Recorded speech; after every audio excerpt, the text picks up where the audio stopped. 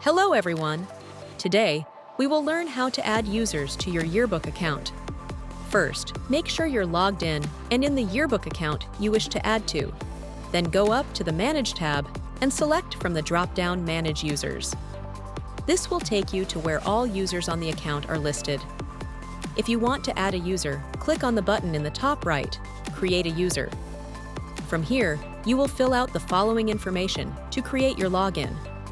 The administrator will assign the type of user. The difference between these staff types is their access level.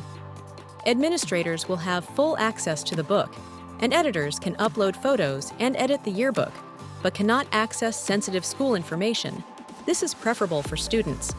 A staff user can only upload and view photos for the book. Click Save and Add Next User to keep adding staff, or click Save User if you are finished adding staff members now. You may see a list below your current staff of individuals who have worked on past related yearbook projects. You can invite them to work on this year's project using their existing login information with the Invite User button. You may also hide them from the list with the Hide User button. If you have any issues, use the Help tab on the top menu and select Contact Support to find our helpline and your account manager's information. Thank you for choosing Entourage Yearbooks.